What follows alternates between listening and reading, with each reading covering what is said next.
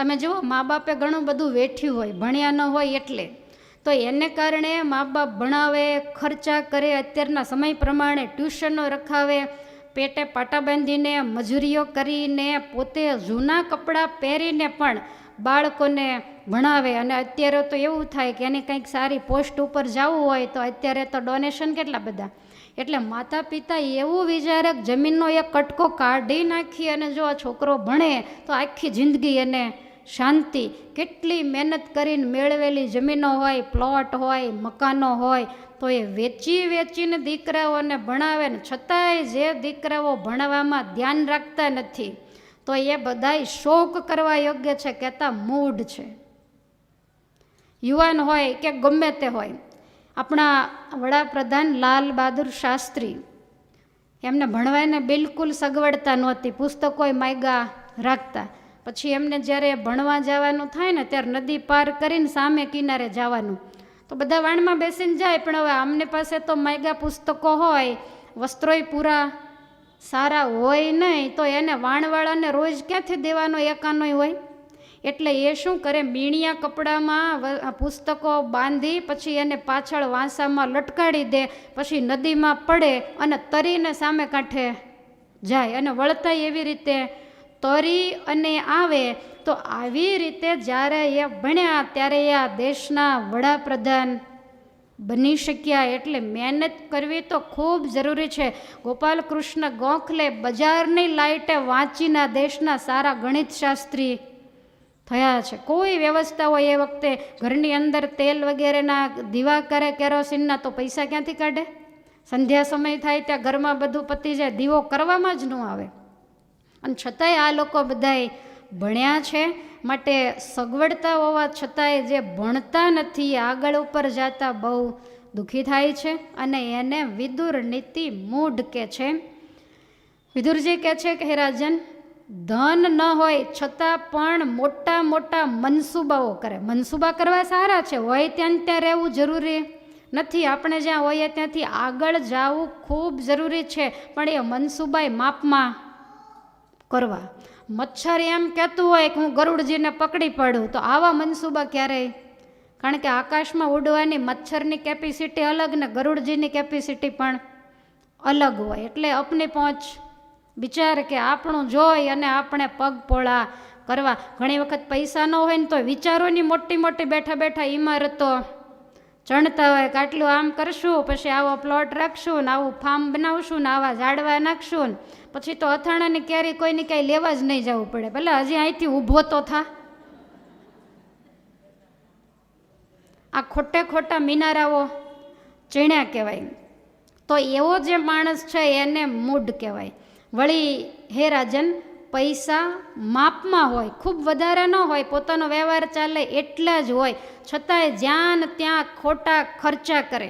માંડ માંડ પૂરું થતું હોય છતાંય વ્યાજે લઈને મોટા મોટા પ્રસંગો કરે, મહેફિલો કરે. માથાના વાળ જેટલું માથે દેવું થઈ જાય તોય વિચારે નહીં. ઘણીવાર દીકરા દીકરીના લગ્ન પ્રસંગો હોય એમાં અતિ કરજ કરી અને મોટા દેખાવા માટે જે ખર્ચા કરે એ પણ જરાય સારું ન કહેવાય. અને એને કેવા કહેવાય? એને ડાયા ન કહેવાય, મૂઢ તો કહેવાય જ, પણ આપણી ભાષામાં એને ફૂલણશી કહેવાય કે છે નહીં અને દેખાવ કરે છે. એક કવિએ બહુ સરસ કહ્યું છે કે જો આવે વિવા કેવરો, ફોક ફૂલાવ્યો ફૂલે ખરો, એવું કરીને ખર્ચે દામ, એ નરનું ફૂલણશી નામ, કરી કચેરી કસુંબા પાય, બાળક ઘરમાં બંટી ખાય, અવળા કામ કરે જે આમ, એ નરનું ફૂલણશી નામ, જો આવે વિવા કેવરો, ફોક ફૂલાવ્યો ફૂલે ખરો. આમાં તમને સમજાય જ ગયું હશે. વિવાહ વરો વગેરે આવે તો આપણે તો કોઈએ નથી બનાવી એવી આઈટમ બનાવી, કાજુ કતરી બનાવો ને ફલાણું. તો કાજુ કતરી કાંઈ એમને એમ અત્યારે કાજુના ભાવ પૂછી આવો, શિંગદાણાની બનાવી હોય તો બનાવો, પણ આટલું બધું આગળ ન જવાય. કાજુ કતરી જમનારે તો ખાઈને જતા રહેશે અને પછી તમે 2 વર્ષ મહેનત કરશો તોય ભેગું નહીં થાય. એના કરતાં કાંઈક દીકરીને આપ્યું હોય કંઈક સોનું બીજું ત્રીજું, તો એ વળી એને ક્યારેક આકરા સમયે કામ લાગે. પણ આવા ફૂલણશી ક્યારેય ન થવું. વળી મહેમાનોને ઘેર બોલાવીને અખંડ ચા પાણી નાસ્તા અને આવું બધું બહારથી મંગાવીને ખવડાવે રાખે, અને બાળક ઘરમાં બંટી ખાય. એ બિચારા બાજરાના બંટીના રોટલા ખાતા હોય. તો આવું કરવું જરૂરી નથી. આવું જે કરે એને ફૂલણશી કહેવાય. ઘરમાં એટલી બધી ખેંચ હોય અને છતાં અનેક પ્રકારના ભારે વ્યસનોની અંદર રૂપિયાને ઉડાડી નાખે, તો એ પણ મૂઢ કહેવાય. વિદુરજી કહે છે કે હે રાજન, સ્વમર્થમ યપરિત્યજ્ય પરાર્થમનુતિષ્ઠતિ મિથ્યાચરતિ મિત્રાર્થે યશ્ચ મૂઢ ઉચ્યતે. અત્યાર સુધી આવતું કે પંડિત ઉચ્યતે, હવે આવે મૂઢ ઉચ્યતે. પોતે પોતાનું ન કરે અને બીજાનું જ કર્યા કરે. હા, બીજા ઉપર કંઈક પરોપકાર વગેરે કરે તો વાંધો નહીં, પણ પોતાના ઘરના બધા કામ પડ્યા મૂકી અને બીજાને ત્યાં માથાકૂટ ચાલતી હોય ને એમાં ભાગ લેવા. ઘણાને તમે જો પારકી પંચાયતમાં બહુ જ ગમે કોકની વાતો સાંભળવી. આપણે કામની હોય તોય ભલે, ન હોય તોય ભલે, પણ એવી વાતો સાંભળવી ખૂબ ગમે. હવે પોતાનું પડ્યું રહે નથી. તમારે ઘણી વખત કંઈક ગેસ ઉપર મૂક્યું હોય ને વળી કોઈક આવી ગયું બહારને વાતે ચડ્યા તો તળિયા બળી જાય. એટલે વિદુરજી કહે છે કે પોતે પોતાનું ન કરે અને બીજાનું. તમે ઘણી વખત ટ્રકની પાછળ વાંચ્યું હશે કે તું તારું કર. તે આપણને બહુ નવાઈ લાગે કે બહુ સરસ મજાનો મુદ્દાનો શબ્દ લખ્યો છે કે તારે બીજાની પંચાયત કરવાની જરૂર નથી, બીજાના દોષ જોવાના નથી, પોતાના જો. વિદુરજીએ બતાવ્યું કે પોતાના દોષ ન જુએ અને બીજાના દોષ જોયા કરે એને પણ મૂઢ કહેવાય. આ સ્વભાવ ઊંટ જેવા કહેવાય. ઊંટ અને શિયાળ એક જંગલમાં ભેગા થઈ ગયા. એટલે ઊંટ શિયાળને કહે છે કે મને તો કંઈ શાંતિ જ નથી. કેમ? તો કે આપણા બધા પશુ અને પક્ષી હોય એમાં કોઈ સીધા નહીં, બધાને કંઈકનું કંઈક તો વાંકું હોય જ. એટલે શિયાળ કહે છે કે કેવી રીતે? હું કંઈ સમજ્યો નહીં. ઊંટ કહે, આ સમામાં વાંકા અંગવાળા ભૂંડા ભૂતળમાં પક્ષી અને પશુઓ અપાર છે. કોની? તો કે બગલાની ચાંચ વાંકી, આ બગલાની ડોક વાંકી, પોપટની ચાંચ વાંકી, કૂતરાની પૂંછડીનો વાંકો વિસ્તાર છે, વારણની સૂંઢ વાંકી, વાઘના છે નોર વાંકા, ભેંસને તો શીર વાંકા, શિંગડાનો ભાર છે. આ એક કે ને કાંઈ સીધું નહીં, બધાને હાથીને સૂંઢ વાંકી, વાઘને નખ વાંકા. એટલે શિયાળ કંટાળી ગયું.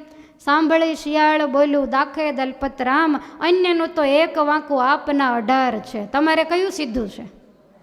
એ બધાને તો એક જ. હવે ઊંટને છે ક્યાંય સીધું? તમે બેઠા હો તો ડોલા ખાઓ. પણ ઘણાનો આવો ઊંટ જેવો સ્વભાવ હોય કે એ બીજાના જ દોષ જોયા કરે, તો બીજાના દોષ જોવાય એને મૂઢ કહેવાય. વિદુરજી મહારાજે મૂઢ કીધું. અને ભગવાન શ્રી હરિએ પ્રથમના 6ઠા વચનામૃતમાં અવિવેકી કહ્યું. મહારાજ કહે છે કે સત્સંગની અંદર જે વિવેકી છે એ દિવસે દિવસે પોતાને વિશે ગુણને દેખે છે. શું આ પડો છે? પોતાને વિશે અવગુણને દેખે છે. અને ભગવાનના ભક્તને વિશે હું તો ક્યારેક ભેંસે ઉડાડું. એટલે તમારે ધ્યાન જ રાખવાનું કોણ ઉડ્યું એમ. તમારી કાંઈ જવાબદારી જ નહીં. ભગવાનના સાધુ એના હિતને અર્થે કઠણ વચન કે તોય પણ એ પોતાને હિતકારી માનીને દુઃખ નથી લગાડતો. એ વિવેકી છે અને એ સત્સંગમાં દિવસે દિવસે વધતો જાય. અને જે અવિવેકી એ તો સત્સંગમાં બેસે, સત્સંગની વાત સાંભળે, તો જેમ સાંભળે ને એમ ગુણની વાત આવે ને તો વિચારે કે આ મારામ છે, અવગુણની વાત આવે તેવું વિચારે કે આ ફલાણામ છે. એને પોતાનો અવગુણ ક્યારેય પણ દેખાતો નથી. અને પછી ભગવાનને સાધુને ક્રોધ ચડે ને આંગળી ચીંધીને જો અવગુણ દેખાડે તો એ વાતને માને કરીને અવળી લે અને વાતના કરનારાનો અવગુણ લે તો પછી શું થાય? દિવસે દિવસે ઘટતો જાય. તો આને મૂઢ કહેવાય કે નહીં? અને એક વાત તમે યાદ રાખજો, જે મૂઢ હોય ને એને પોતામાં 100 ભૂલ હશે પણ એને એક પણ ભૂલ નહીં દેખાય.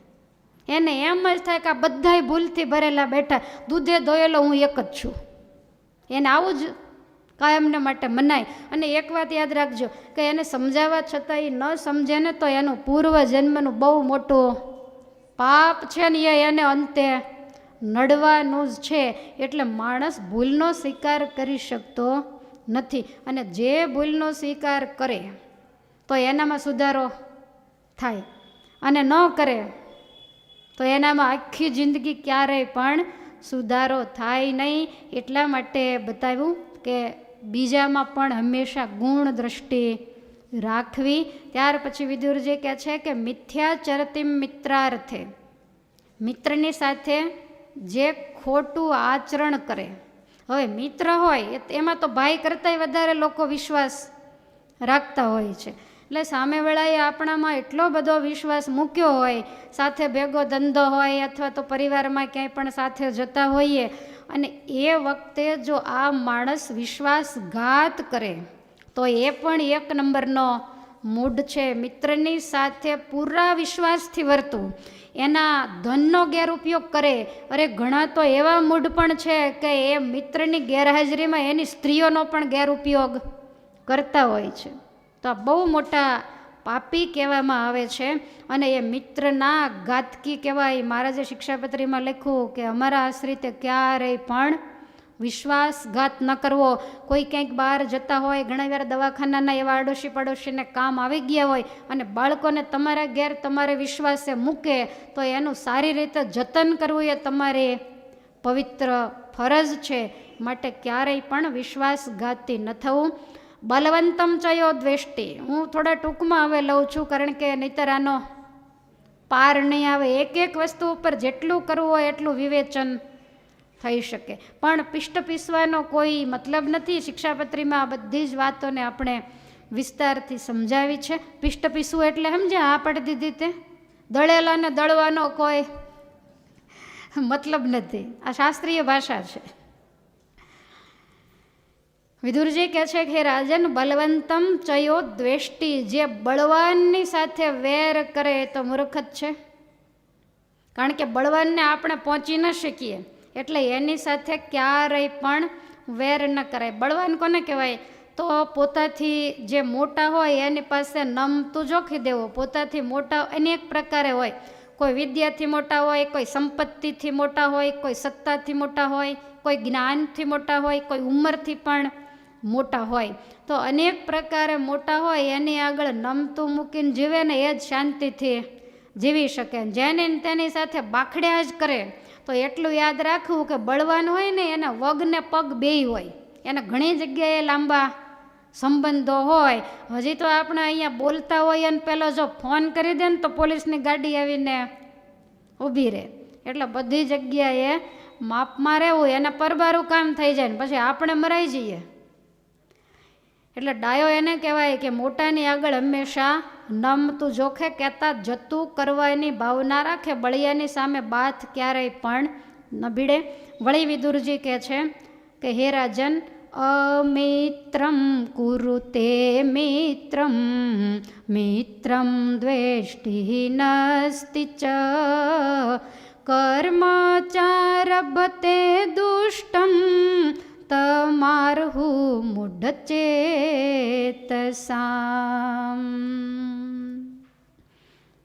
દુશ્મનની સાથે મિત્રતા કરે અને સારા સ્વભાવવાળો આપણા મિત્ર થઈને કાયમ રહેતો હોય એની સાથે વેર બાંધે, કારણ વગરનો બાખડે, તો એને પણ મૂઢ કહેવાય. આ વિદુર નીતિ છે ને એ જીવન ઘડતરનો શાસ્ત્ર છે.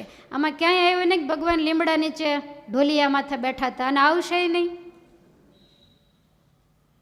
વિદુર નીતિ પ્રમાણે વર્તશું તો ક્યાંક ઢોલિયા ઉપર બેઠેલા ક્યારેક વળી દેખાશે ને ભેગા થશે. એટલે જીવન ઘડતરનું શાસ્ત્ર. શિલ્પકાર પથ્થરની શિલા ઉપર બેસી હાથમાં ટાંકણો લઈ, હથોડી લઈ અને ટચકા મારીને જેમ સરસ મજાની મૂર્તિ બનાવે એમ માણસને આ શબ્દો અને વાક્યરૂપી વિદુરજી મહારાજ ટચકા મારે છે અને સરસ મજાનું ઘડતર કરીને એની કીર્તિ વધે, સમાજમાં આબરૂ વધે, સુખેથી સંસારમાં રહી શકે, પ્રતિષ્ઠા વધે એવું ઘડતર વિદુરજી કરી રહ્યા છે. એટલે વિદુર નીતિશાસ્ત્રને ભગવાને માન્ય ગણ્યું છે. 8 સત્શાસ્ત્રોની અંદર વિદુરજી કહે છે કે હે રાજન, જે કામ પોતે કરવાનું હોય તે નોકર પાસે કરાવાય અને ડાયો ન કહેવાય. રૂપિયા ગણવાનું કામ પોતે કરવાનું હોય એને નોકર પાસે ક્યારેય ન કરાવાય. ઘરની અંદર નોકર ચાકરો હોય અથવા તો ભલે ગમે એવા વિશ્વાસ હોય, બીજા કોઈ મહેમાનો કે બહારથી કોઈ પણ આવ્યું હોય, પણ એની હાજરીમાં વારે વારે કબાટ ખોલીને રૂપિયા ઘરેણાની લે મૂક કરાય નહીં, નહીંતર એમાંથી અનર્થ થાય. અને બની શકે કે તમે એની હાજરીમાં બધું ગણતા હોય ને મૂકતા હોય ને રાત્રે બનવા કાળા બને ને ચોરી થાય તો તમને એના ઉપર શંકા પણ જાય. એટલે અમુક કામ છે એ પોતે જાતે કરવા જોઈએ. અમુક કામ એવા હોય કે પોતાના 12-15 વર્ષના નાના બાળકોની હાજરીમાં પણ ન કરાય. હવે દિવાળી ઉપર કાંઈ હિસાબ કિતાબ થતો હોય અને કંઈ પૈસા વગેરે આવ્યું હોય ને તમે બાળકોની હાજરીમાં બેઠા હો તો બીજા દિવસે આ તો ખાલી પાડોશી તો એમ પૂછે, એ તો એવું પૂછતા હોય કે દિવાળી છે તો તારા પપ્પા શું લાવ્યા, તો આ એમ કે થેલો ભરીને પૈસા લાવ્યા. તો આને બિચારાને એવી બાળકને કાંઈ ખબર નથી. અને સારાને કહે તો વાંધો નહીં, પણ આને બિચારાને ખબર ન હોય, ગમે તેને કે અને એ મુશ્કેલીનો ભોગ આપણે બનવું પડે. એટલે બાળકની હાજરીમાં અમુક ક્રિયા ન કરાય. અત્યારે તમે જુઓ તો બાળકની હાજરીમાં મોઢામાં ડૂચા ચડાવે છે એટલે એના છોકરા પછી ડૂચે નથી રીઝતા, એ બોટલું સીધી. ચોખ્ખો જ હિસાબ છે ને, જેવું કૂવામાં એવું અવેડામાં. બાળકની હાજરીમાં પિતા જ્યારે વ્યસન કરતો હોય, માવા તમાકુ ન ખાવાનો ખાતો હોય, તો એ બાળકને એમ થાય કે મોટા થઈએ એટલે આ જ કરાય, અને પછી તો એને નાય ન પાડી શકે. અને અત્યારે માવા તમાકુ તો બહુ સામાન્ય થઈ ગયા છે, બધા જ પીવાની લતે ચડવા માંડ્યા છે. એટલે નાના બાળકની હાજરીમાં એની ગેરહાજરીમાં ન જ કરાય, પણ આ તો હોય તો એની હાજરીમાં તો ક્યારેય ન કરાય. જૂના જમાનામાં પહેલાં હોકાઓ આવતા તો વડીલો હોય ને એ છોકરાને એમ કે જા ચૂલામાં તાપ હશે તો હોકો સળગાવતો હોય. હવે એ સળગાવીને આવે એટલે હવે છોકરું એ તો છોકરું જ છે, એટલે દાદા પિતા હોય તો આને ખબર જ હોય, એટલે આને સહેજ આમ ઠર્યો એવું લાગે એટલે 2-3 ફૂંક મારે. અને નાનો હોય ત્યારે 2-3 મારે, ને મોટો થઈને ઘણી બધી મારે ને ઘણા બધાને મારે. તો આ નાનપણથી જ આ કુટેવો પડતી હોય. એટલે અમુક કાર્ય માવા તમાકુ કોઈ ખાતા હોય ને તો છોકરા પાસે ગલ્લે મગાવે, લઈએ આવી કુટેવ એનામાં ક્યારેય પણ ન પડાય. એટલે અમુક કામ છે એમાં ખૂબ ધ્યાન રાખવું પડે. મરણ અને પરણ આ કોઈની પાસે કરાવાય? તમારે 5 વર્ષ રહેવું છે, તમે કોઈને ઘરમાં માજી નડતા હોય એને કહો જાઓ તમે, આ બદલે ન થાય, આપણે જ કરવું પડે. પરણ આપણે બદલે કોઈને બેહાડી દેવાય ત્યાં માંડવામાં?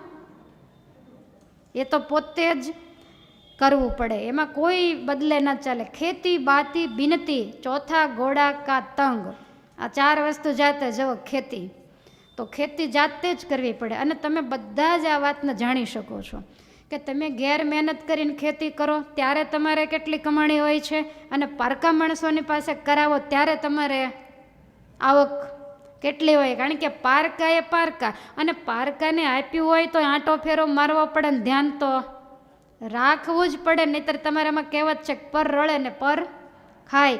અને ઘણી વખત જમીન વેચાઈ જાય ને તોય વાર ન લાગે. અને ખેતીની જેમ જ ધંધા વેપાર બિઝનેસ એમાંય પણ ધ્યાન રાખવું પડે.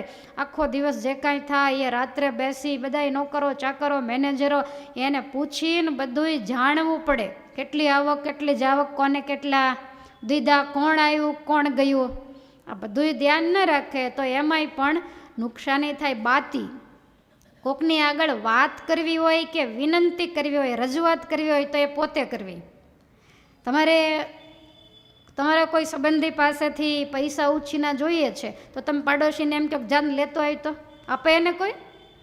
તો તમારે જ એને વિનંતીને રજૂઆત કરવી પડે, તમારી સહી વગેરે થાય ત્યારે જ એ પૈસા મળે. માટે આમાં બદલે ન ચાલે. તમને શરીરમાં થોડુંક કસર જેવું છે તો તમે પડોશીને એમ કહો જાન મારા રિપોર્ટ કરાવી આવીને. એ શાના રિપોર્ટ કરે? તમારું શરીર હોય તો રિપોર્ટ. તો આ કાંઈ બદલે ન ચાલે. તમે જ રિપોર્ટ કરાવીને લાવ્યા અને દવા આપીને તમને એમ થાય કે કડવી મારે નથી પીવી, એને કરતાં છોકરાને, તો એનાથી તમારો રોગ. આ બધા જ કામ માણસે જાતે જ કરવા પડે. શક્તિ હોય કે ન હોય, વાહનમાં નાખીને પણ દવાખાને તો પોતે જ જવું પડે. તો આવું જે ધ્યાન રાખે એને ડાયો કહેવાય. પછી ત્યારબાદ એવું બતાવ્યું કે ઘોડાનો તંગ, ઘોડા ઉપર ચડતા પહેલાં એને ટાઈટ કરવો પડે ને પછી ચડાય. એમને એમ ચડી બેસે અને રસ્તામાં ઘોડો તો ઊંચો નીચો થતો ચાલે તો ઉછળીને પડતા વાર ન લાગે. એટલે આ બધાય કાર્ય પોતાની જાતે કરે એને ચતુર કહેવાય. બીજા કયા કાર્ય પોતાની જાતે કરવા પડે? ભજન, ભોજન, આ તો આપણે જાતે જ કરવું પડે. તમે અબજો રૂપિયાના માલિક હો અને રોજના 1000 રૂપિયા આપી અને તમે કોઈની પાસે 100 માળા ફેરવાવો તો એનું ફળ તમને ન મળે. કારણ તો કે ખાય તો જ ભૂખ ભાંગે. તમે એટલા બધા આળસુડા છો, ભૂખ લાગી જ પણ હવે કોણ રસોડામાં જાય? તું ખાઈ લે ને મારા બદલે. એણે કરીને તમારી ભૂખ ન ભાંગે. એટલે ભજન અને ભોજન, પછી ભગવાનની સેવા. આજકાલ શ્રીમંતોના ઘરમાં રૂપિયા વધી ગયા છે તો ઠાકોરજીની સેવા માટે રસોઈ માટે પણ રસોઈયા રાખેલા છે. ટાઈમ થાય એટલે શેઠ બેઠા બેઠા કહે રામુ આરતી કરી લેજે. રામુ આરતી કરે એ રામુને મળે, શેઠ કરે એ શેઠને મળે. એટલે ઠાકોરજીની સેવા પણ જેની તેની પાસે ક્યારેય પણ કરાવાય નહીં, આપણે પોતે જ કરાય. અંબરીશ મહારાજાની કથા સાંભળી છે ને? આખી પૃથ્વીના ચક્રવર્તી સમ્રાટ હતા, 900 રાણીઓ હતા, પણ છતાંય ઠાકોરજીને સ્નાન કરાવવા માટે ખભે કાવડ લઈને વહેલી સવારે 4 વાગ્યે નદીએ પાણી ભરવા જતા. એને નોકર ચાકર નહીં હોય? આપણે તો પૂજામાં બેઠા બેઠા કહીએ પાલી ભરી દેજે ને. ઠાકોરજીની સેવા માટે પુષ્પો ચૂંટવાના હોય તો એ રાજના બગીચામાં પોતે જઈ અને પોતે છાબડી લઈને ફૂલ ચૂંટે. એટલા બધા માળી હોય એના રક્ષક, પણ ભગવાન માટે નહીં. રાજા રાજ સિંહાસન ઉપર બેસે ને રાજાનું પૂજન કરવું હોય તો માળી ફૂલ ચૂંટે, પણ ઠાકોરજી માટે એ પોતે જ ચૂંટતા. ઠાકોરજીનો થાળ બનાવવા માટે અનાજ સાફ રાજા પોતે કરતા. ઘઉંમાં કાંકરા ગોતે અને પછી ઘંટી રાખી હોય, હાથ ઘંટી હતી તે દડે, તો ઠાકોરજીને ધરાવવા પૂરતો અનાજ માટેનો લોટ પોતે જાતે દળે અને રસોઈ પણ જાતે બનાવીને ઠાકોરજીને જમાડે. તમને એમ થાય કે તો બહેનો જેવું બધું જ કામ કરે તો રાજ ક્યારે કરતા હશે? પણ એની ભક્તિ ભાવનાને ભગવાન વશ હતા. એટલે ઠાકોરજી એના રાજ ફરતું સુદર્શન ચક્ર મૂક્યું હતું. 24 કલાક સુદર્શન ચક્ર ફરે. આજુબાજુનો કોઈ રાજા આના રાજ સામે આંખ ઊંચી ન કરી શકે. આવી એમની ભક્તિ હતી. તો આવા ચક્રવર્તી સમ્રાટ હોય તોય જાતે કરતા હોય તો આપણે અમુક કામ નોકર ચાકર પાસે ક્યારેય પણ ન કરાવવા. અને આવું કરાવે તો એને કેવો કહેવાય? મૂઢ કહેવાય. ત્યાર પછી વિદુરજી મહારાજ કહે છે કે હે રાજન, સબ મેં હી શંક નિદાન, બધા એમાં શંકાઓ જ કર્યા કરે. ઘરના સભ્યોમાં શંકા કરે, પોતાની સ્ત્રી હોય તો એમાં શંકા કરે, સ્ત્રી હોય તો પોતાના પુરુષમાં શંકા કરે, મિત્રોમાં કરે, ભાગીદારોમાં કરે.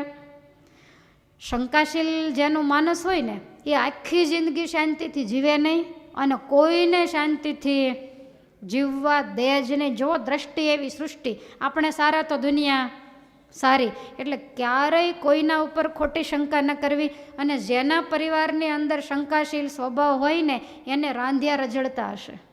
કારણ કે વાતની વાતમાં અને શંકા થાય. તો આવો સ્વભાવ ક્યારેય પણ ન રાખવો. એમાંય સાવધાનીની જરૂર છે. ને આમ તો એવું કહેવાય કે વિશ્વાસે વાણ ચાલે, પણ એમ છતાંય થોડીક સાવધાની જરૂર.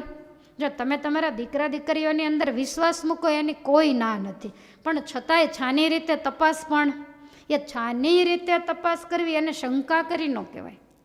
પણ તમે બિલકુલ વિશ્વાસ મૂકી દો અને અત્યારે મોબાઈલ, ઇન્ટરનેટ, ફેસબુકનો જમાનો છે અને એ ગમે ત્યાં એના દ્વારા જોઈન્ટ થઈ જાય. તમને એમ થાય ઘરમાં બેઠા બેઠા વાંચે છે, પણ એ વાંચતા ન હોય, એ કોઈ પણ અવળી લાઈને ચડી ગયા હોય, એટલે સાવધાની રાખવી બહુ જરૂરી છે.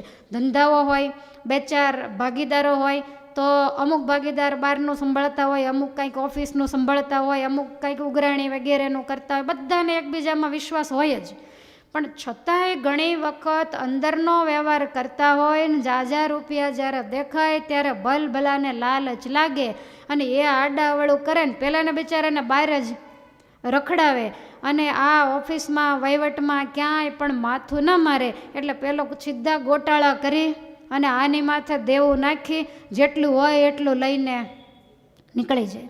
તો એવો જ્યારે સમય હોય તો એ વખતે વહીવટ વગેરે જે કાંઈ કરવું એ ધ્યાન રાખીને કરવું. વિશ્વાસ ચોક્કસ રાખવો, પણ સાવધાની પણ રાખવી. બહુ ઢીલાઈ ન થઈ જવું અને વધારે પડતું અક્કડ પણ ન રહેવું.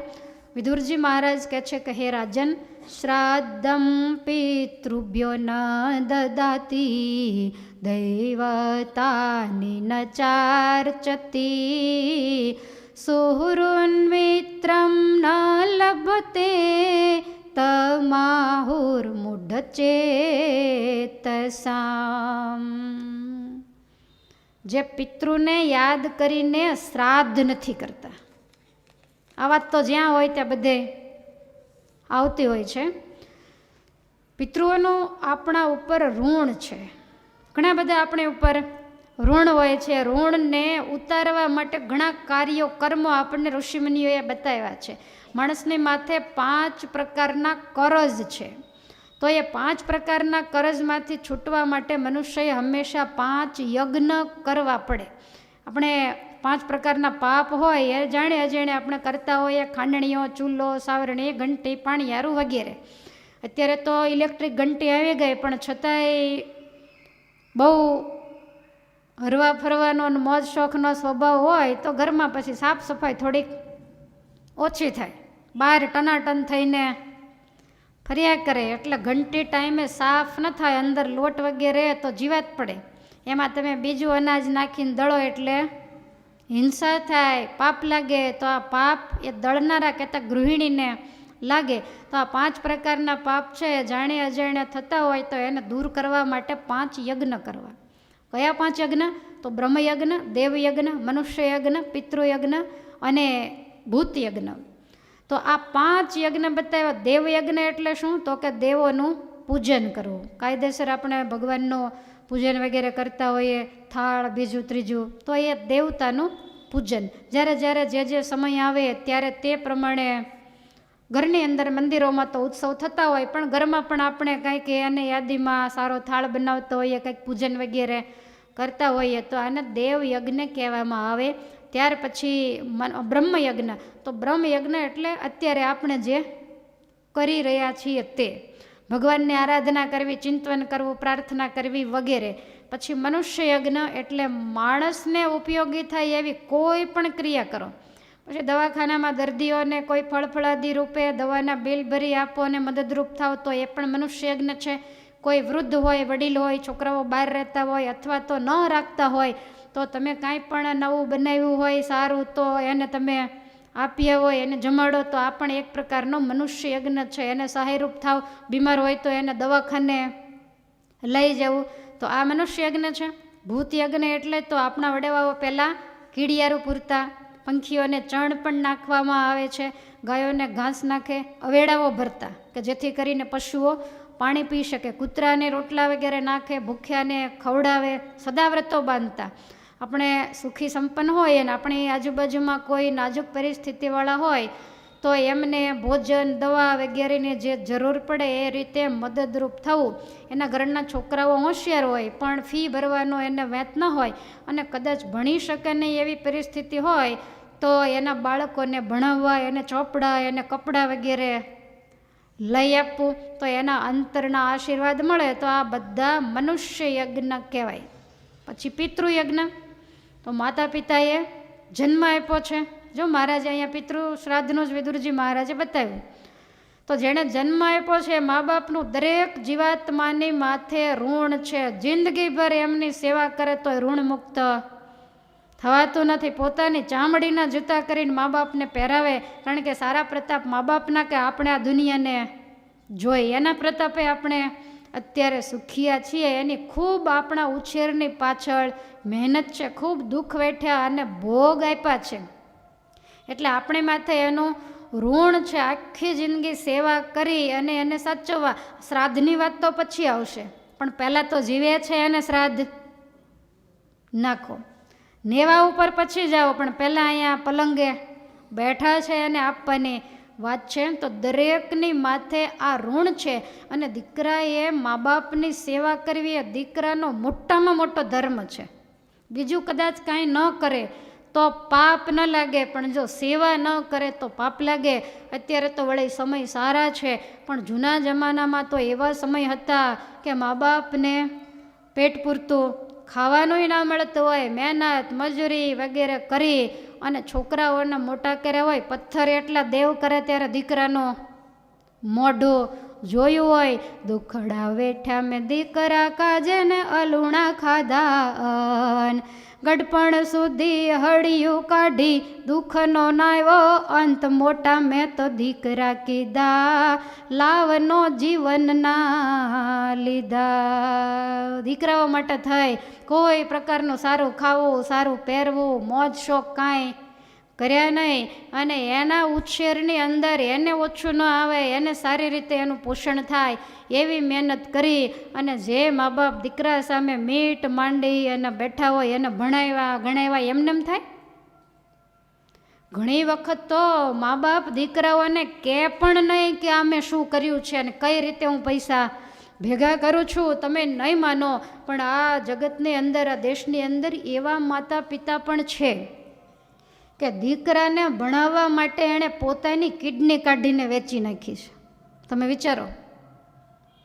હવે આવા હોય. ઘણી વખત દીકરાને કંઈક એવી બીમારી આવી હોય અને કિડની ફેલ હોય, કોઈની ચડાવવી પડે એવું હોય, તો મા બાપ સાવ સાજા સારા હોય ને તોય એ પથારીમાં સૂઈ જાય, સાહેબ મારી કાઢી લ્યો પણ મારા દીકરાને સારું થાય એમ કરો.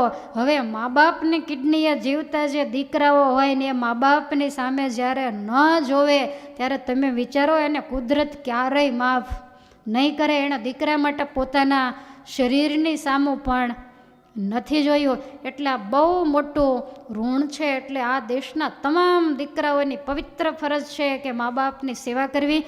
અને એના દીકરાઓ કરતાં તમારી પવિત્ર ફરજ છે કે એના મા બાપ એ તમારા જ મા બાપ છે. તમારા મા બાપની કોઈ ન સેવા કરે તો તમને અહીંયા બેઠા બેઠા આંસુડા પડે છે. તો તમે જ્યાં આવ્યા છો એના મા બાપની સેવા જો તમે ન કરો તો એનું દુઃખ કોને કહેવા જાય? આ દુનિયામાં કોઈ એવો નિષ્ઠુર પુરુષ ન હોય કે જે પોતાની સ્ત્રીને એમ કે મારા મા બાપની સેવા કરીશ નહીં. બધા સેવાથી જ રાજી હોય, પણ તમારા પગલાં કેવા પડે છે હજી સમજણો.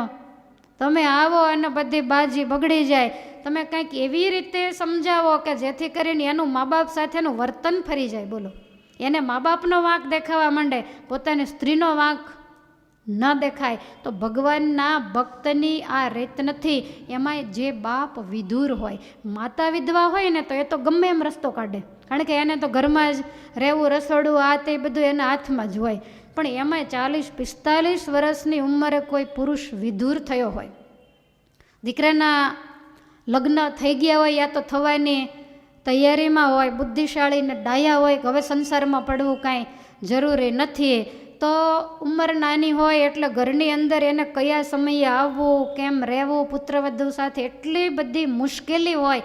અને એ વખતે જો દીકરો અને પુત્રવધુ એની સેવા ન કરે તો એને તો બહુ મોટું પાપ લાગે છે. કોઈ એવું ન માને કે તમે રસોઈ કરી અને થાળી મૂકી હોય, એ તો આપણે કૂતરાની રોટલી નાખતા હોઈએ છીએ.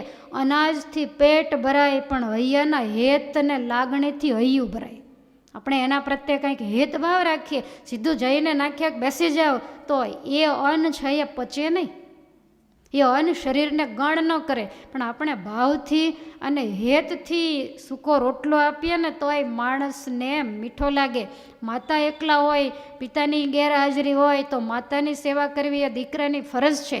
પુત્રવધુ તો સેવા કરતી હોય, પણ દીકરો ધંધેથી આવે એટલે થોડી વાર એની માતા પાસે ખાટલે બેસે, કેમ છે કેમ નહીં, તમે વિચારો કે એને કંઈક જરાક તબિયત નરમ ગરમ હોય ને દીકરો આવે ને મા કે બાપ સૂતા હોય એટલે દીકરો આવી અને સીધો પાણી પી મોબાઈલ લઈને બેસે, ટીવી લઈને છોકરાઓ સાથે માથાકૂટ કર્યા કરે, ફોનમાં એમને વાતચીત કરે, તો મા બાપને દુઃખ થાય. ભલે બોલે નહીં પણ આવી અને સીધો મા બાપને ખાટલે બેસીને હાથ આમ ઝાલે કે કેમ છે, તમને તાવ છે, દવાખાને ગયા હતા, આજ શું જમ્યા હતા, અત્યારે તમારે શું જમવાનું છે, જે જોઈએ કહેવાનું બનાવી દેશે.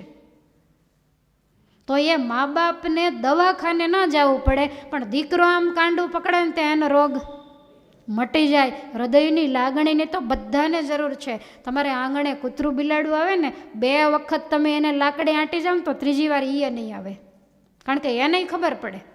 અને તમે આવકારો આપોને બચકારા બોલાવશો તો એ ગમે ત્યાંથી પૂંછડી પટપટાવતા આવી જશે. તો પશુની અંદર જો આવી ચેતના હોય તો માણસની અંદર કેમ ન હોય?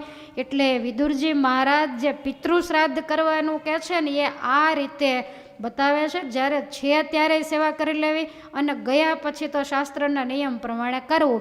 ઘણાને એમ થાય કે ભાઈ આપણા વડીલો તો ભગવાનના ધામમાં ગયા હોય તો પાછળ આ બધું કરવાની શું જરૂર છે? પણ શ્રાદ્ધ એટલે શું? તો આપણા ઉપર જે એણે ઉપકાર કર્યા છે ને એનો બદલો વાળવાનો દિવસ, કે એને યાદ કરી આ શ્રાદ્ધ આવે છે તો વળી ક્યારેક ક્યારેક આપણે એને સંભાળીએ છીએ, તો એને યાદ કરી અને આપણે કાંઈ પણ કરીએ. તમે જુઓ વિદેશોની અંદર એ ફાધર ડે ને મધર ડે ને બધું આવે જ છે ને, એ ઉજવે છે.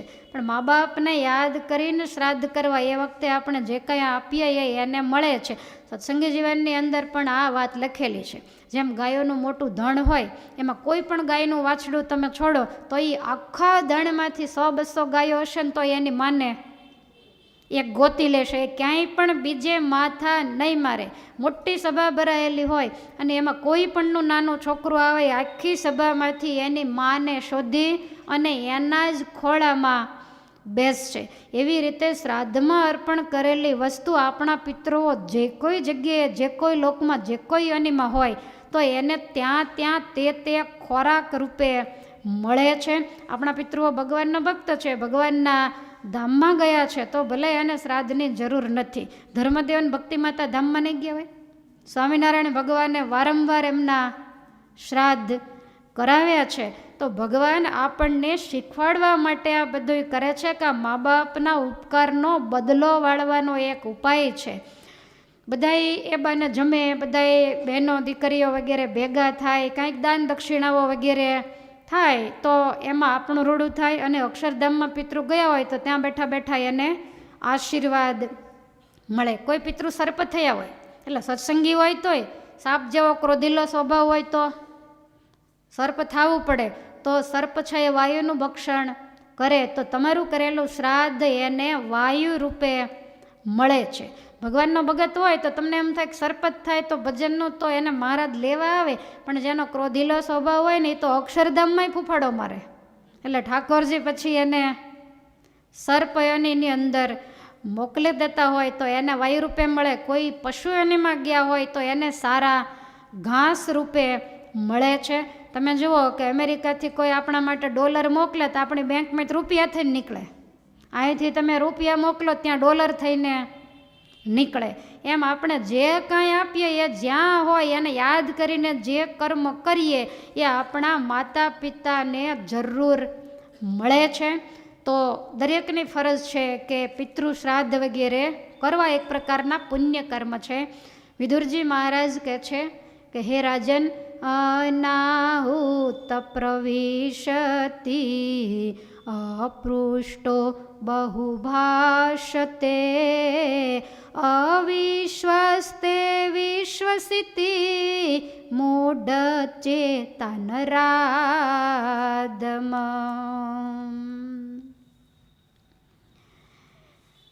હવે મૂઢ કોને કહેવાય? તો પાછું આવ્યું કે પૂછ્યા વિના બોલ બોલ કરે તો એને મૂઢ કહેવાય. તો પૂછ્યા વિના બોલવું જ નહીં બોલવાનું. તો આના માટે કોને ગુરુ કરવા? તો કે સહદેવજીને.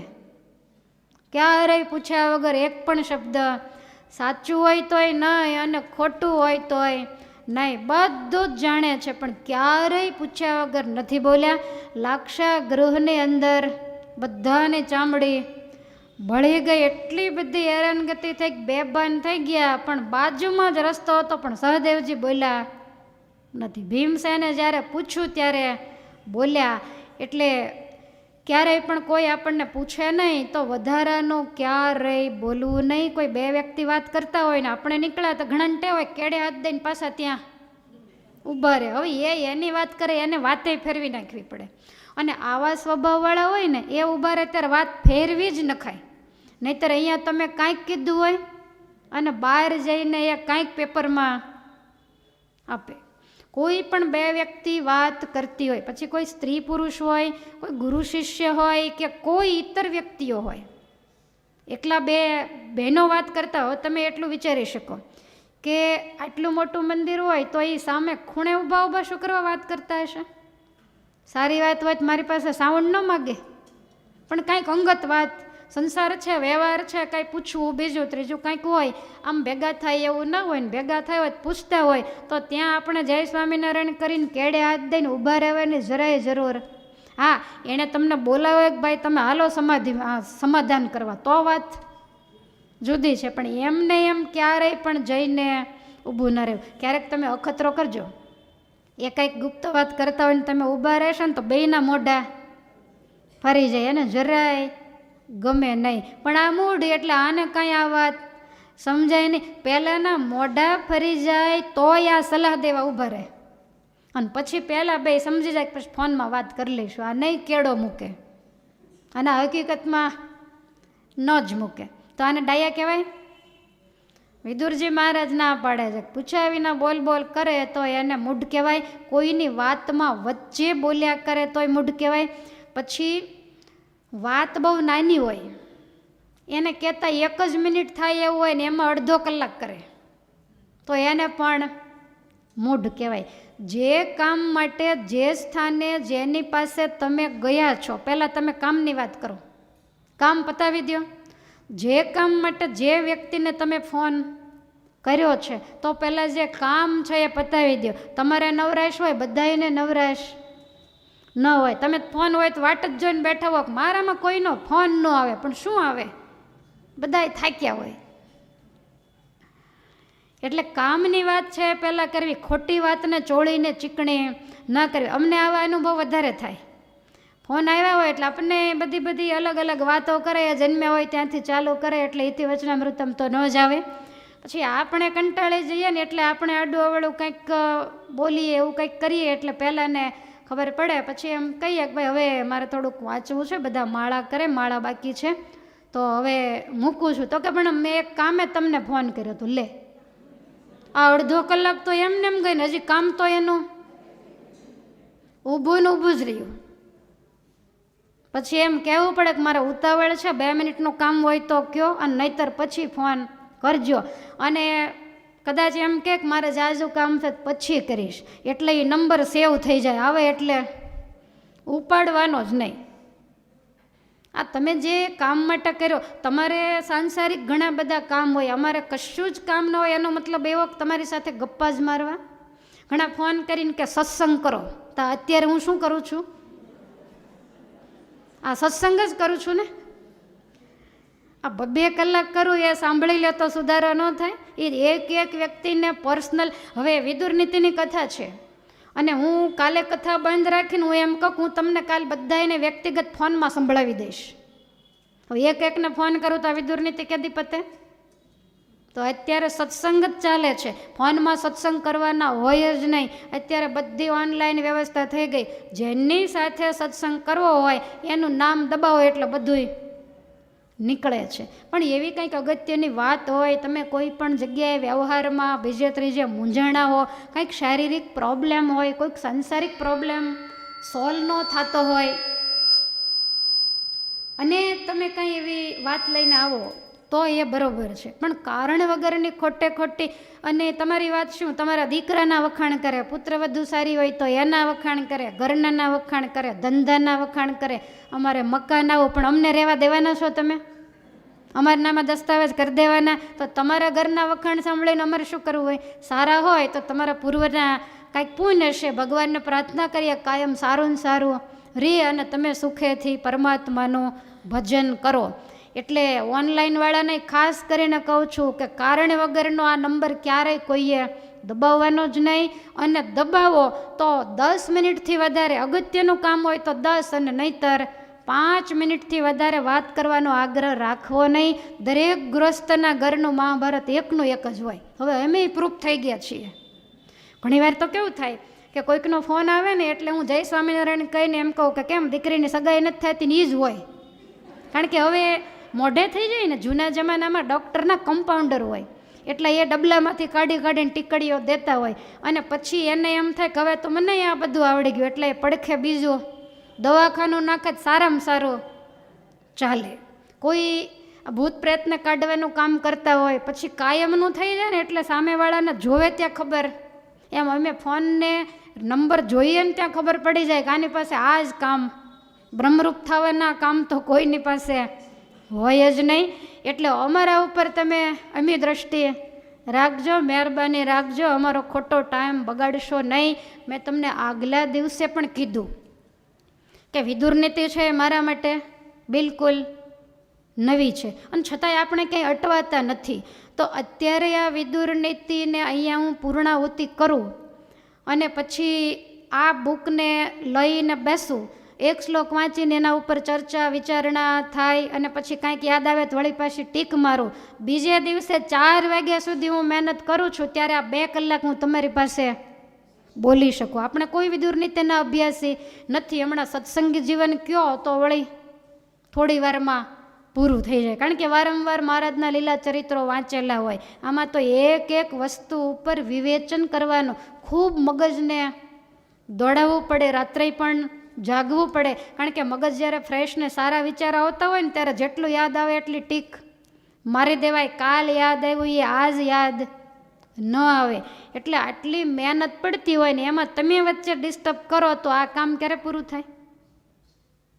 એટલે કારણ વગર અહીંયા પણ તમે આવ્યા હો, આ લોકોથી કામ પતતું હોય તો એવો ખોટો દુરાગ્રહ ક્યારેય પણ ન જ રાખો. બોલાવો દર્શન કરવા, દર્શન રોજ દર્શન દેવા જ આવ્યા 25 વર્ષથી. ઠાકોરજીના દર્શન કરો, બીજા બધાના દર્શન કરો, એ દર્શન જ કહેવાય. પણ ખોટો ટાઈમ ન બગાડવો.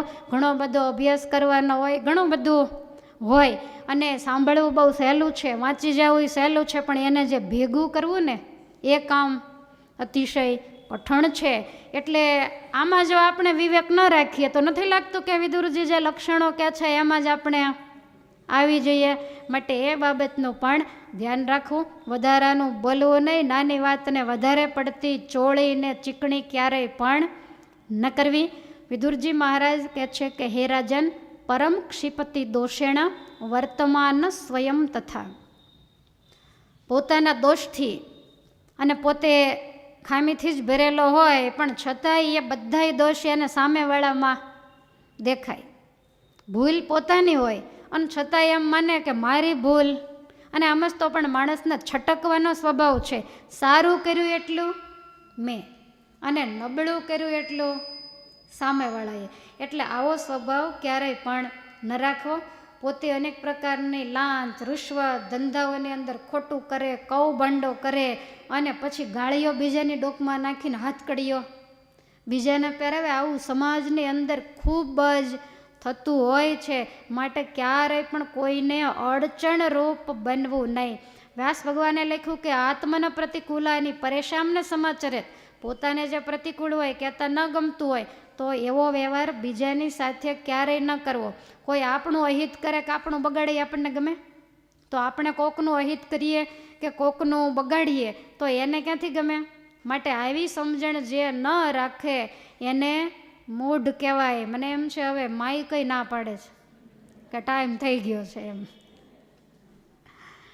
એ ખોટી ચીસો નાખે ત્યાર પહેલાં સમજી મૂકો તો સારું ગણો, નહીંતર જરૂર મુકાવશે. જેમ બહુ સરસ મજાની હવે વાત આવે છે, અને એ વાત એવી છે કે આખા સંસારી સમાજને હૃદયમાં ઉતારવા જેવી છે. બધાના ફાયદા માટે છે ને એ પ્રમાણે જો કરે તો સંસારનો અડધો બોજ ઉતરી જાય. એવી સુંદર વાત હવે વિદુરજી કરે છે, પણ આપણે એને આવતીકાલે લઈશું. અત્યારે ભગવાનના મંગલ નામ સાથે કથાને વિરામ. બોલો સ્વામિનારાયણ ભગવાનની જય. હરિ કૃષ્ણ મહારાજની જય.